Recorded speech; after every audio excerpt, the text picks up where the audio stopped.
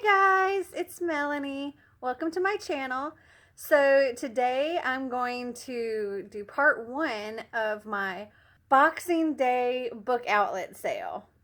So stay tuned.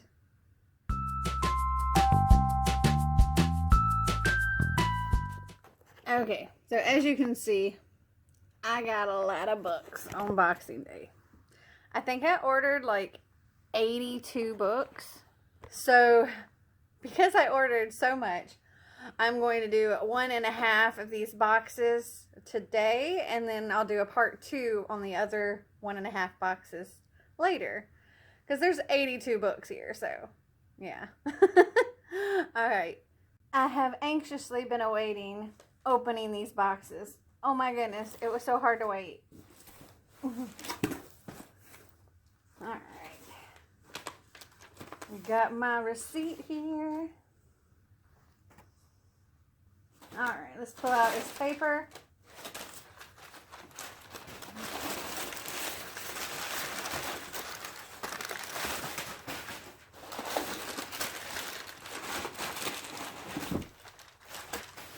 So, the first thing in the box I got, because I don't know if y'all saw when I read Macbeth #killing it like a while back. I loved it. I gave it 5 stars. I thought it was great. It was hilarious. And Xander even read it in the readathon that we just did. So I ordered Darcy Swipes Left by Jane Austen and Courtney Carbone, and Cicely Hamlet by William Shakespeare and Courtney Carbone. And these are just, oh my gosh, it's the story, but like in text and emojis and all of that. It is notepads. They're freaking hilarious. Oh my gosh. Seriously, Hamlet looks like this.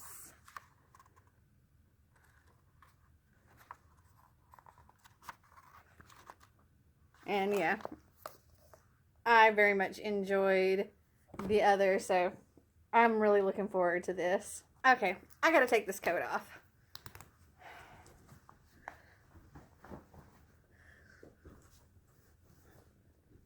There.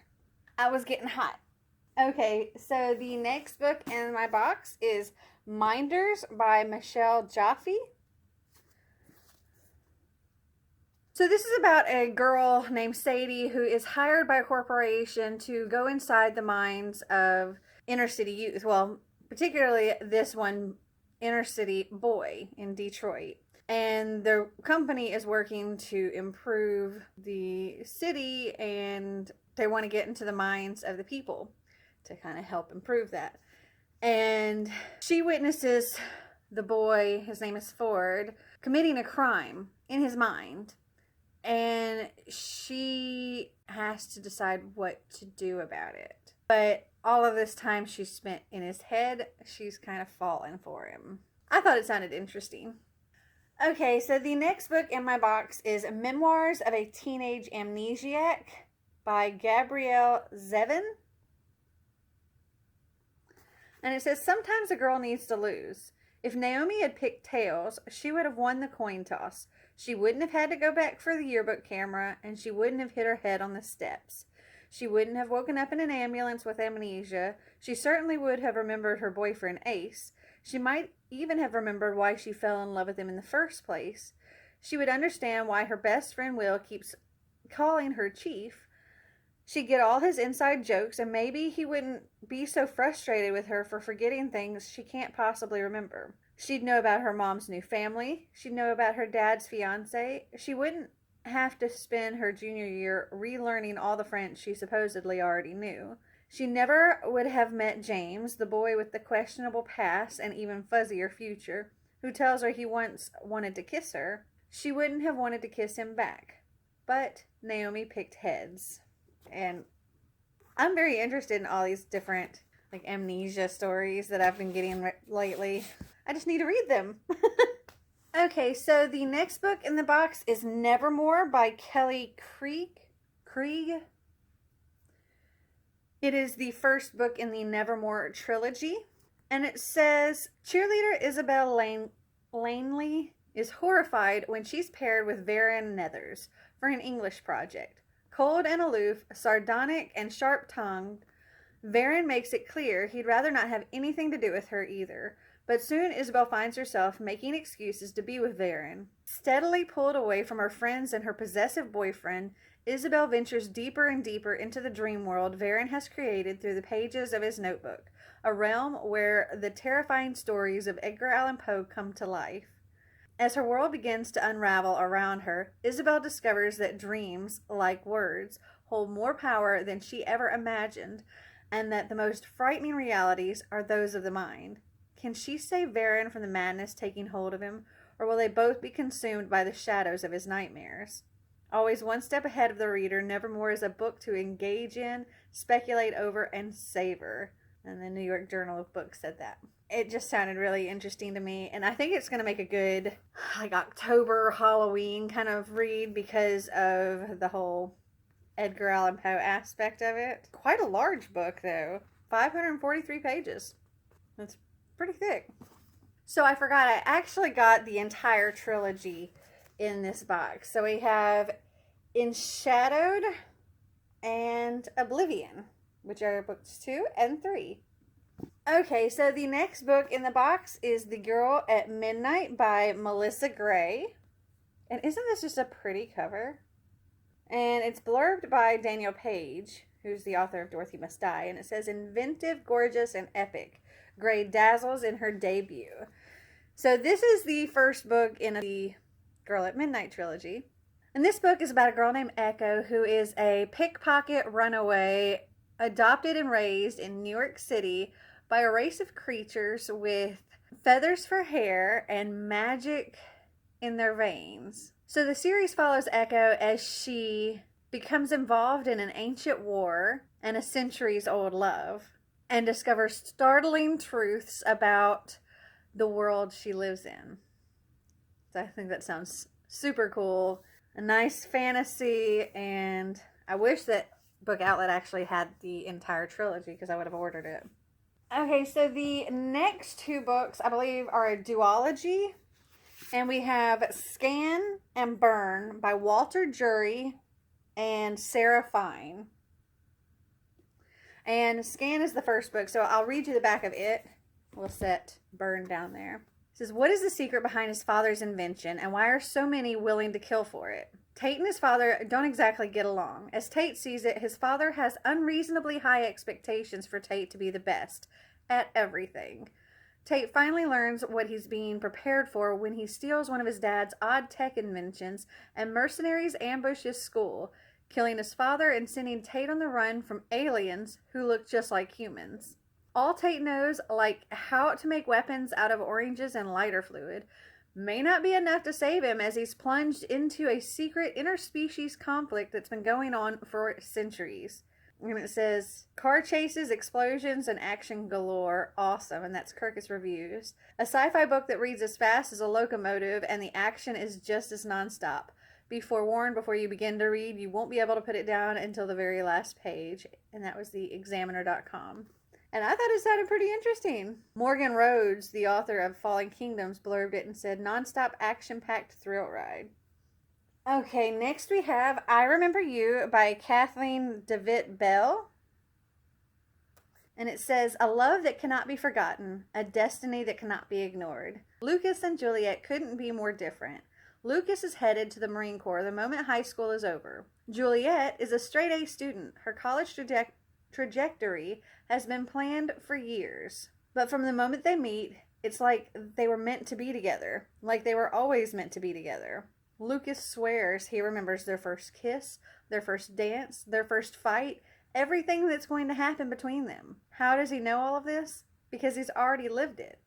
Or so he says. Now, Juliet doesn't know whether to be afraid for herself or for Lucas. Because as Lucas's memories grow more frequent, they also grow more ominous. All Juliet wants is to be safe with him in the present.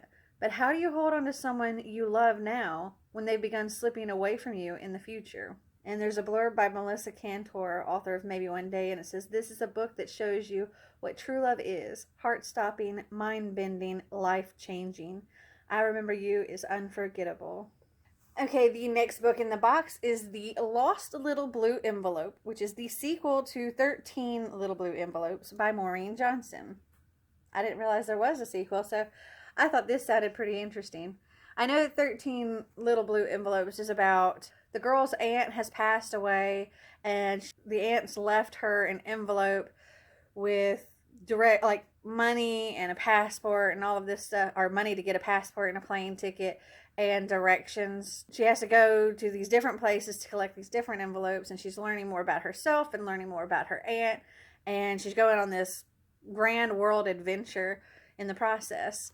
And so I don't want to read the back of this, but it's the sequel to that, and I'm assuming by the title that there was a little blue envelope that was lost, and now she's finding it. Next is Duels and Deception by the author of Love, Lies, and Spies, Cindy Anstey.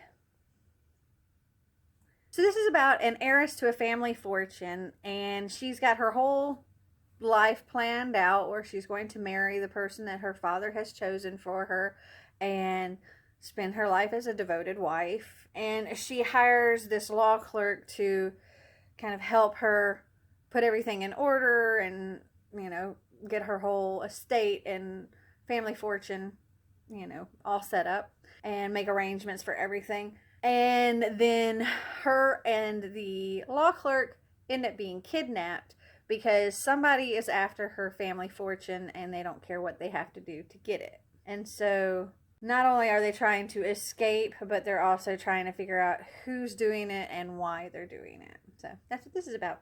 Okay, next up we have Naked by Stacey Trombley. And it says, "The best place to hide is in a lie. I could never fit into the life my parents demanded. By the time I was 13, it was too much. I ran away to New York City and found a nightmare that lasted 3 years. A nightmare that began and ended with a pimp named Louis. Now I am Dirty Anna, broken, like everything inside me has gone bad. Except that for the first time, I have a chance to start over.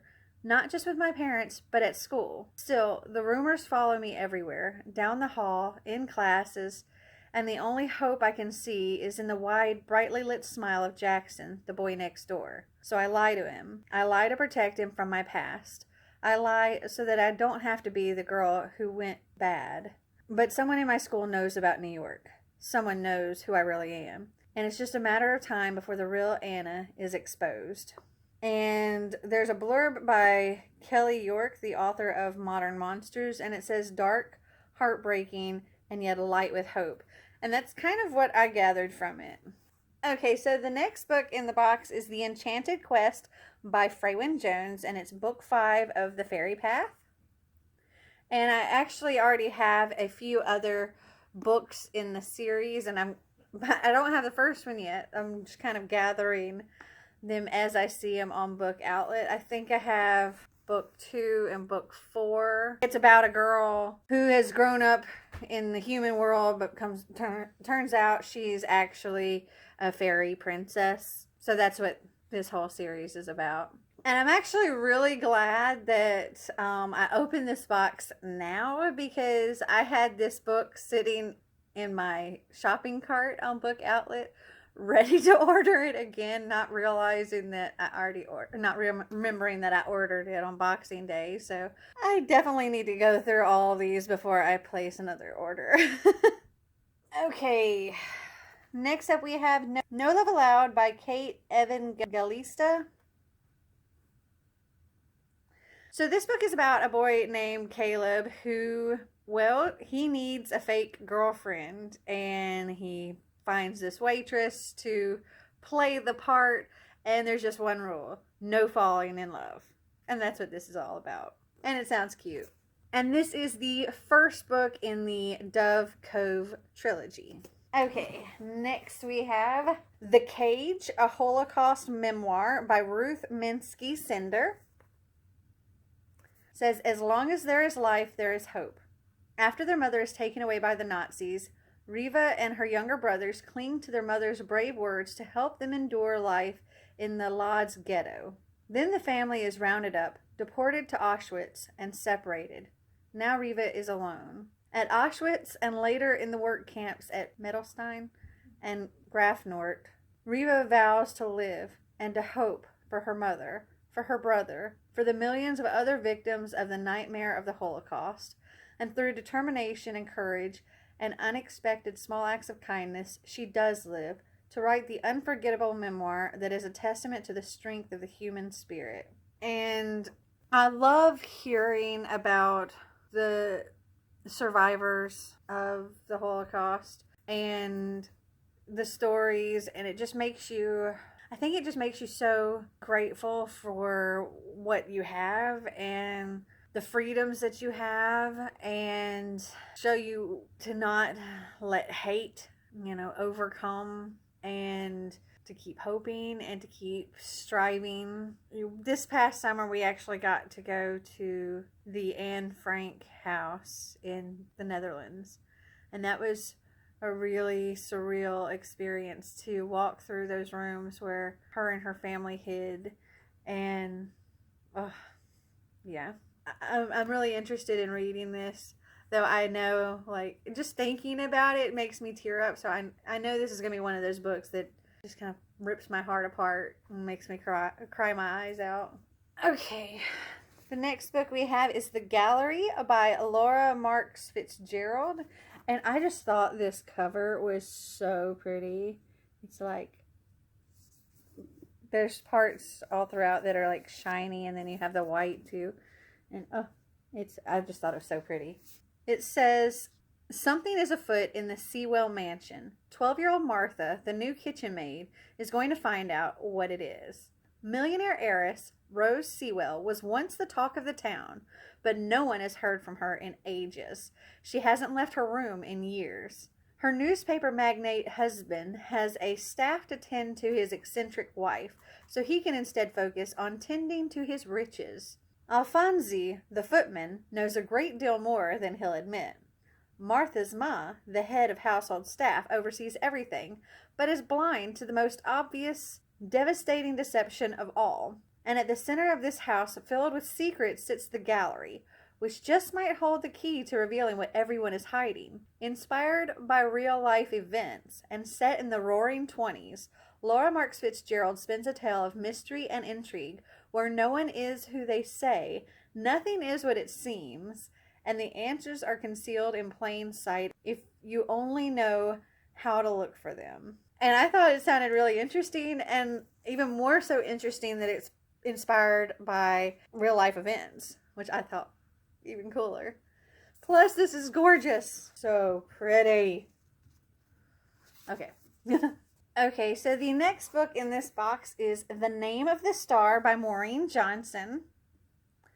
And this is the first book in the Shades of London series. And I actually already have books 2 and 3. So I'm glad I finally have the first one. And it has some excellent blurbs on the back. Cassandra Clare blurbed it and said, a gorgeously written, chilling, atmospheric thriller. The streets of London have never been so sinister or so romantic. Also, Allie Carter, she said, an unputdownable thrill ride that will leave you gasping, laughing, and dreaming of London. And Holly Black says, this book made me want to give up everything and move to London and fight ghosts. So it says, the day Louisiana teenager Rory DeVoe arrives in London marks a memorable occasion. For Rory, it's the start of a new life at a London boarding school. But for many, this will be remembered as the day a series of brutal murders broke out across the city. Gruesome crimes mimicking the horrific work of Jack the Ripper in the autumn of 1888. Soon, Rippermania takes hold of modern-day London, and the police are left with few leads and no witnesses, except one. Rory spotted the man police believed to be the prime suspect, but she is the only one who saw him. Even her roommate, who was with her at the time, didn't notice the mysterious man. So why can only Rory see him? And more urgently, what is he planning to do about her? In this edge-of-your-seat thriller full of suspense, humor, and romance, Rory will learn the truth about the secret ghost police of London and discover her own shocking abilities. And I just thought it sounded great. Oh, this stack is getting quite tall here. Okay, the next book is The Wish Granter, and isn't this pretty? It's by C.J. Redwine, and this is the sequel to The Shadow Queen, where The Shadow Queen is a retelling of Snow White. This is a retelling of Rumpelstiltskin. I love retelling, so obviously I'm going to get this one too. But because this one does follow The Shadow Queen and it's actually part of a series, I'm not going to read anything about it because I don't want to spoil anything for The Shadow Queen because I haven't read that yet. Okay, the next two books we have The Conspiracy of Us and Map of Fates by Maggie Hall. And these are the first two books in the Conspiracy of Us trilogy. And it says 17-year-old Avery West's newfound family can shut down product when they want to shop in peace and can just as easily start a war. They're a part of a secret society known as the Circle of 12, and they believe Avery is the key to an ancient prophecy. Some want to use her as a pawn, some want her dead. To unravel the mystery threatening her life, Avery must follow a trail of clues from the monuments of Paris to the back alleys of Istanbul, with two boys who work for the Circle. Beautiful, volatile Stallone and mysterious magnetic Jack. Both boys are hiding secrets of their own, and when the clues expose stunning new information, Avery realizes the conspiracy could destroy her life if it doesn't destroy the world first. And I thought that sounded pretty darn interesting. An ancient puzzle, a trail of clues, and unwanted destiny. Unfortunately, I guess Book Outlet didn't have the third books. Okay, so the next three books I have is the Winter's Curse trilogy by Marie Rokowski. So we have The Winter's Curse, The Winter's Circle, and The Winter's Kiss. And I'll just read what it says for the first book here. It is blurbed by Kristen Kashur. She says, beautifully written, the story tore at my heart. I loved it. I want more. Okay, so it says, they were never meant to be together. As a general's daughter, 17-year-old Kestrel enjoys an extravagant and privileged life. Aaron has nothing but the clothes on his back. When Kestrel makes an impulsive decision that binds Aaron to her, though they try to fight it, they can't help but fall in love. In order to be together, they must betray their people. But to be loyal to their countries, they must betray each other. Set in a new world, The Winter's Curse is a story of rebellion, duels, ballroom dances, wicked rumors, dirty secrets, and games where everything is at stake, and the gamble is whether you will keep your head or lose your heart. And yeah, it just sounded really interesting to me, so I keep saying that. All of these are interesting to me, otherwise I wouldn't have bought them. Okay, the last two books we have in this box are the duology of Metal and Wishes by Sarah Fine. So we have Of Metal and Wishes and Of Dreams and Rust. These two I actually just kept seeing over and over and over again while I was looking for other books. And they were super cheap. And so I read the synopsis for the first one and I was like, okay, that sounds actually really interesting. So I decided to get them. And it says, there are whispers of a ghost in the slaughterhouse where 16-year-old Wynne assists her father in his medical clinic. A ghost who grants wishes to those who need them most. When one of the Nor, men hired as cheap factory labor, humiliates Wynne, she makes an impulsive wish of her own, never expecting the ghost to grant it. But he does. Brutally. Riddled with guilt, Wynne befriends the Nor, including their outspoken leader, a young man named Melik. At the same time, Wynne is lured by the mystery of the ghost and discovers that he's very real and has been watching her for a very long time. As deadly accidents fuel tensions within the factory, Wynne must confront her growing feelings for Melik, who is enraged at the sadistic factory bosses and the prejudice faced by his people at the hands of Wynne's, and her need to appease the ghost, who is determined to protect her against any threat, real or imagined. She must decide who she can trust, because as her heart is torn between tradition and love, the factory is exploding around her, and she might go down with it. And I just thought it sounded super, super interesting. Let me just go quickly through and tell you how much each of these books were. So, this was 99 cents. This was $1.29. 99 cents, $1.19, $3.19, $5.89, $6.39, $3.79, $3.19, $3.19, $3.79, 89 cents, $1.19, 89 cents, $3.19, $1.39, $3.19, $1.19, $3.79, $3.19, 89 cents, $3.19, $4.29, $1.59, $3.19, $2.69, $3.79. But on top of that, I got $45 off this box. So I got a really good deal. Okay, now we move on to the half box. All right, so we got some more paper. I actually have to open up the other box real quick to get the receipt out of it because this is part of that order. So I guess my receipt is in that box. Between these two orders, I actually only spent just a little bit under $100, but I got 82 books. Okay, let's get started. Okay, so the first book I have is Charmed by Michelle Chris. And it is the second book in the Witch Hunter series or duology. I'm not sure. I don't know how I ended up with getting the second one and not the first one, because I know the first one is on Book Outlet and it's been on Book Outlet for like ever, and it's called Hexed. So I must have somehow, I don't know. Maybe it sold out on Boxing Day and it came out of my cart. I don't know.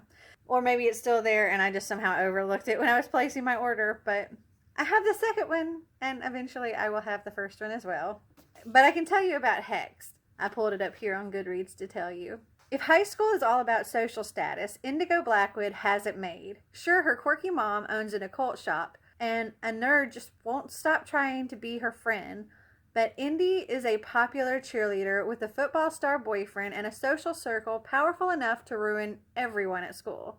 Who wouldn't want to be her? Then a guy dies right before her eyes, and the dusty old family Bible her mom is freakishly possessive of is stolen. But it's when a frustratingly sexy stranger named Bishop enters Indy's world that she learns her destiny involves a lot more than pom-poms and parties. If she doesn't get the Bible back, every witch on the planet will die. And that's seriously bad news for Indy, because according to Bishop, she's a witch too. Suddenly forced into a centuries-old war between witches and sorcerers, Indy's about to uncover the many dark truths about her life and a future unlike any she ever imagined on top of the cheer pyramid. And I thought it sounded super cute. And so Charmed is the sequel to that. Perhaps I can tell you while I'm going through this how much each book is. This one was 99 cents. Okay, so the next two books kind of made me a little sad. I actually had the hardcover of both of these in my cart like before Boxing Day. Like I had this particular order already ready before Boxing Day. And so when it turned 10 o'clock, I was trying to put my order in. And things were selling out so insanely fast that things that I had in my cart were just gone. And I had to go and like try to find new stuff to add to my cart so that I could get to the limit that I wanted to be at. In the time, okay. I had the hardcovers of The Wrath and the Dawn and The Rose and the Dagger by Renee Adelaide. I had the hardcover of both, these beautiful, beautiful covers, and The Wrath and the Dawn sold out. But luckily they had the paperback, so I was able to get that. But I was so bummed because I wanted the matching set. But at least this way I have the book, and then if I really, really like it, I can always get the hardcover of this later. So these are a retelling of Arabian Nights. So that's what this is about. Okay, so for The Wrath and the Dawn, this was $5.39. The Rose and the Dagger was $5.89. So pretty. Oh, it's so pretty though. I'm a little bit salty about that. Just a little bit. Okay, so this is another one where I kind of lost out on some of what I had ordered. I actually had ordered the entire Maids of Honor trilogy, but all I ended up actually getting was the second book, which is Maid of Deception, and this is by Jennifer McGowan.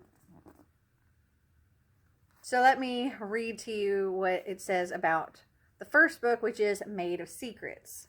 Orphan Meg Fellows makes her living picking pockets until she steals from the wrong nobleman. Instead of rotting in prison like she expected, she's whisked away to the court of Queen Elizabeth and pressed into royal service, where she joins 4 other remarkable girls in the Maids of Honor, the Queen's secret society of protectors. Meg's natural abilities as a spy prove useful in this time of unrest. The Spanish court is visiting, and with them come devious plots and hidden political motives. As threats to the kingdom begin to mount, Meg can't deny her growing attraction to one of the dashing Spanish courtiers. But it's hard to trust her heart in a place where royal formalities and masked balls hide the truth. Not everyone is who they appear to be. With danger lurking around every corner, can she stay alive and protect the crown? And I thought it sounded so intriguing with all the politics and the secret society. And it's the maids that are like the guardians. I thought that was pretty cool. Oh, and this was only 89 cents. Okay, so the next book we have is Disclaimer by Renee Knight.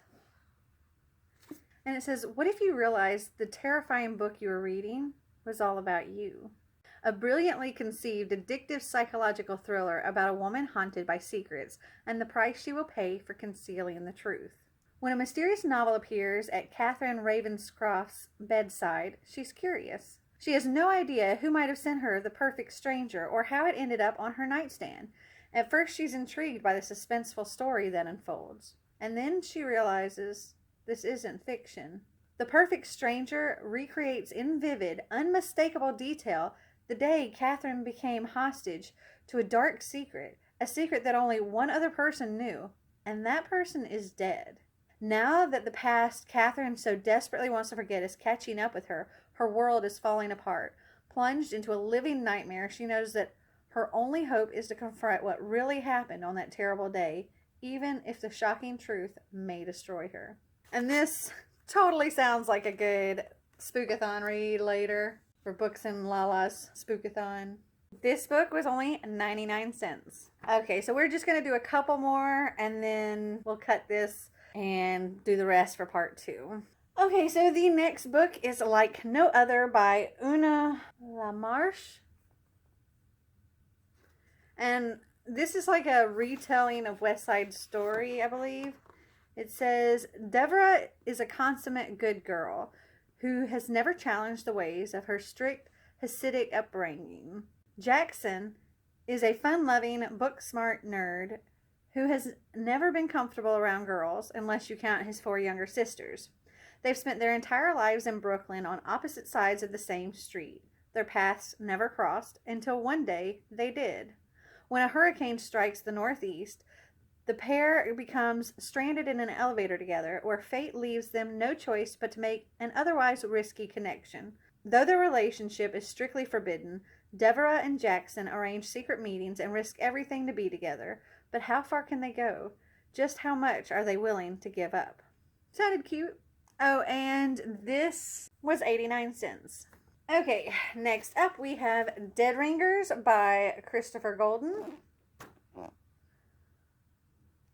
And Stephen King blurbed this, and he says, instantly involving and deeply scary. It will bring a blizzard to your bones and your heart, even in the middle of July. Throw away all those old It Was a Dark and Stormy Night novels. This one is the real deal. And it says, when Tess Devlin runs into her ex-husband Nick on a Boston sidewalk, she's furious at him for pretending he doesn't know her. She calls his cell phone to have it out with him, only to discover that he's in New Hampshire with his current girlfriend. But if Nick's in New Hampshire, whom does she encounter on the street? Frank Lindbergh's dreams have fallen apart. He wanted to get out of the grim neighborhood where he'd grown up and out of the shadow of his alcoholic father. Now both his parents are dead, and he's back in his childhood home, drinking too much himself. As he sets in motion his plans for the future, he's assaulted by an intruder in his living room, an intruder who could be the twin he doesn't have. In an elegant hotel, Tess will find mystery and terror in her own reflection. Outside a famed mansion on Beacon Hill, people are infected with a diabolical malice, while on the streets an eyeless man dressed in rags searches for a woman who wears Tess's face. Dead Ringers, Christopher Golden's latest terrifying masterpiece, begs a chilling question. What happens when you're not yourself in the truest sense of the word and no longer control your own life? Whom do you trust? And ultimately, who can trust you? And this sounded like really mess your brain up kind of book. I think I'm going to love it. So, however, I think it's going to require a lot of attention when I do read it. And this was only $1.19. Okay, so I think that's where I'm going to cut this part off and do the rest of the haul in another video because I'm currently running out of space and battery on my camera. So I'm going to take what's left in this box and add it to the other box remaining, and we'll do that in a part 2 video, and I will get that up as soon as I can. But I hope you enjoyed this video. If you did, give me a big thumbs up, and if you'd like to see more videos like this, click that subscribe button down below. And until next time,